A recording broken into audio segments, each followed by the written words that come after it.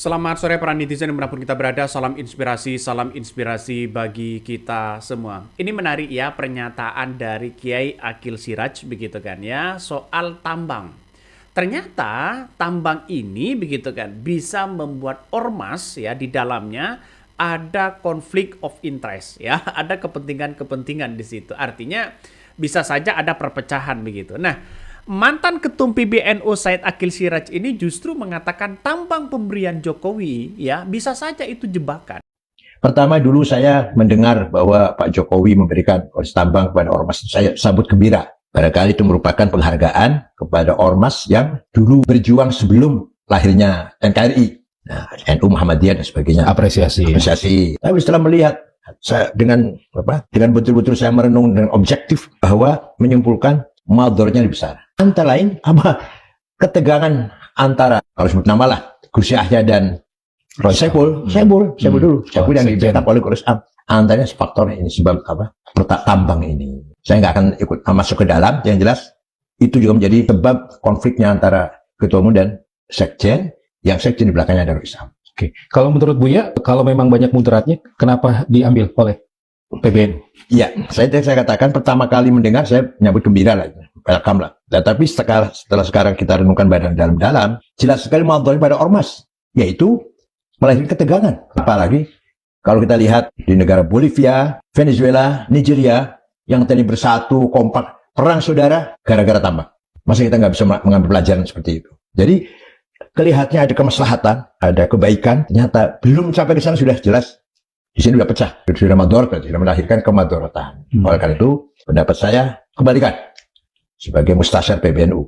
Iya, oke. Kalau menurut Buya, apa motif utama dari Pak Jokowi memberikan konsesi tambang kepada ormas keagamaan termasuk NU? Secara positive thinking, barangkali itu merupakan tanda penghargaan negara kepada ormas yang ikut berjuang sebelum kemerdekaan Indonesia. Tapi secara negative thinking, bisa dikatakan itu jebakan.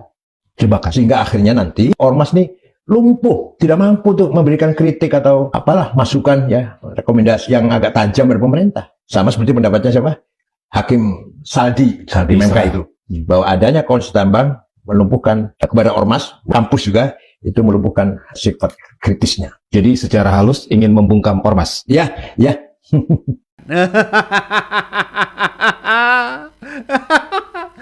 Inilah yang membuat sekarang ini PBNU pecah kongsi begitu kan ya. Banyak orang yang mengatakan wah jangan-jangan ada konflik of interest di dalamnya. Saya kira begitu. Kalau kesalahan yang dilakukan oleh PBNU, oleh Ketua Umum PBNU, kalau kesalahannya hanya mengundang narasumber yang kontra begitu, apakah itu hanya dijadikan alasan begitu kan untuk memakzulkan Ketum PBNU? Nah, apakah jangan-jangan inilah yang kemudian yang diungkapkan oleh Kiai Siraj begitu kan ya, bahwa tambang inilah yang merusak begitu kan ya, tambang pemberian Jokowi inilah yang kemudian membuat ada dugaan konflik di dalamnya, sehingga apa yang terjadi membeberkan. Yang terjadi di situ adalah justru Kiai Siraj ini membeberkan bahwa tambang di situ adalah lebih banyak mudaratnya. Dia mencontohkan di negara-negara lain begitu kan. Banyak bagaimana ormas-ormas yang dikasih tambang ternyata menjadi rebutan.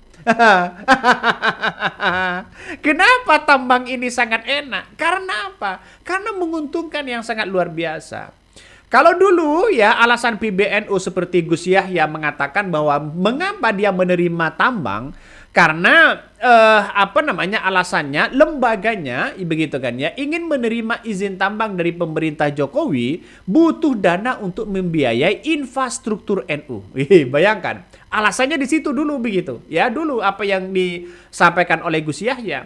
Tapi sekarang kenapa kok menjadi konflik besar? Kenapa Muhammadiyah dulu menolak begitu kan? Ya karena mungkin dilihat mudaratnya itu lebih besar begitu kan. Ada kepentingan-kepentingan di dalamnya. Bayangkan dengan adanya tambang di situ justru membuat perpecahan para kiai, Rais Am dan sebagainya dengan PBNU justru bersih tegang. Ada apa? Apakah karena jangan-jangan dengan alasan tambang inilah yang kemudian menjadi ada konflik of interest? Nah, itu kan menjadi pertanyaan begitu. Nah, apa yang disampaikan oleh Kiai Siraj begitu kan ya, ketika di podcast begitu di di podcast Pengadilan TV begitu kan ya, Keadilan TV begitu yang dipandu oleh Margi Sarif, mantan Ketua Umum PBN itu menyampaikan satu kritikan yang menguncang konsesi tambang atau pemberian Presiden Joko Widodo kepada PBNU bukan berkah melainkan laknat, kabarnya begitu kan.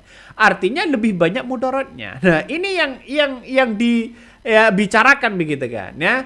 Saya kira dengan adanya seperti ini, maka ini sebagai pembelajaran saja begitu kepada siapapun begitu kan ya, bahwa pemberian tambang ini begitu kan ya hanya menjadi kutukan bagi Nahdlatul Ulama, kabarnya begitu. Nah, saya melihat ini menarik loh begitu kan ya. Sekarang ternyata tambang itu ada tulang yang kemudian menjadi rebutan begitu kan ya, sehingga salah satu yang menjadi menjadi rebutan di situ adalah ya apa yang disebutkan oleh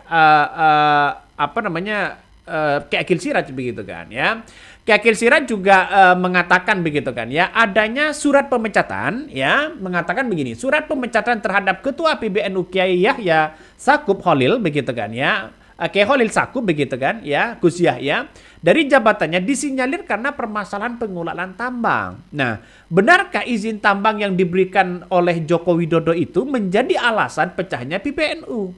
Apa sebenarnya alasan Jokowi memberikan izin kepada ormas? Ini kan pertanyaan-pertanyaan inilah yang kemudian mengandung reaksi begitu, ya, mengandung reaksi yang sehingga kenapa seorang Jokowi tiba-tiba memberikan tambang kepada PBNU? Ada apa begitu kan?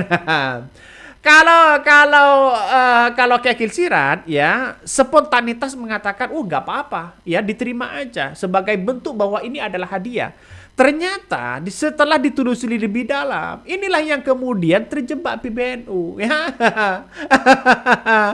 PBNU ternyata terjebak di dalamnya begitu, ya, dalam pusaran tambang ini begitu. Jadi dua organisasi kemasyarakatan Islam yang terbesar di seluruh Indonesia begitu kan ya, mulai dari Muhammadiyah dengan NU ya, yang dikenal memiliki perbedaan kontras ya, satu memiliki ritual ya Islam konvensional, satunya lebih pada moderasi beragama. Nah, kedua ormas inilah yang kemudian oleh Jokowi diberikan tambang ya, diberikan tambang sehingga PBNU kalau nggak salah dulu begitu kan membuat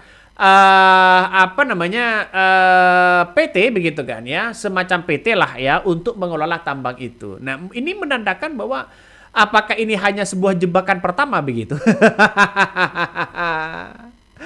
Nah, sekarang dengan izin tambang di ormas keagamaan ini bermula dari kebijakan Presiden Joko Widodo yang menerbitkan peraturan pemerintah nomor 25 tahun 2004 tentang perubahan atas PP nomor 96 tahun 2021 tentang pelaksanaan kegiatan usaha pertambangan mineral dan batu bara. Dan aturan ini mengizinkan bahwa ormas keagamaan mengelola lahan pertambangan. Wih. Ternyata terjebak di situ. Saya melihat bahwa kasihan begitu kan ya. Karena apa? Karena kita lihat saja sampai hari ini masih ada yang belum mengalah di PBNU. Ada apa begitu kan? Nih, apakah diduga gara-gara Jokowi dan sebagainya begitu. Ada yang juga berkomentar, banyak sekali komentar-komentar netizen begitu kan. Ini ya Akil Siraj begitu kan ya, nggak cawe-cawe ditambang sebab bukan lagi ketum PBNU. Karena itulah beliau cari ya mainan baru. Apa maksudnya begitu kan ya? Dari sini memposisikan lawan Yahya, padahal dia punya menjadi ya Bempers pengembang PIK 2 dan berhadapan dengan rakyat Banten. Ya, kalian berdua ingat nggak ya? Di zaman Kiai Haji Muzadi, NU terasa adem ya. Masa di mana NU, Muhammadiyah, Persis dan ormas Islam lainnya ya bergandengan tangan. Nah, sekarang kita lihat saja. Inilah komentar-komentar dari netizen banyak sekali ya begitu yang berkomentar seperti itu. Tapi ya menurut pemikiran Ki Akil Siraj ini, kalau menurut saya pribadi begitu kan ya, dengan adanya soal konflik tambang di dalamnya justru benar ini harus ditolak begitu kan. Tambang ini harus ditolak karena lebih banyak mudaratnya. Sehingga apa? Sehingga bisa saja menimbulkan konflik of interest di dalam internal itu sendiri. Sehingga ketika Rais Am mengambil sikap yang tegas, ya justru banyak yang kemudian tidak mau begitu kan dievaluasi. Dia semuanya merujuk pada Undang-Undang Rais Am. Dia semuanya merujuk pada undang-undang ADART yang ada begitu kan ya. Dan pada akhirnya apa yang terjadi begitu kan? Sampai sekarang ya masih pecah kongsi. Ada apa di balik ini semua?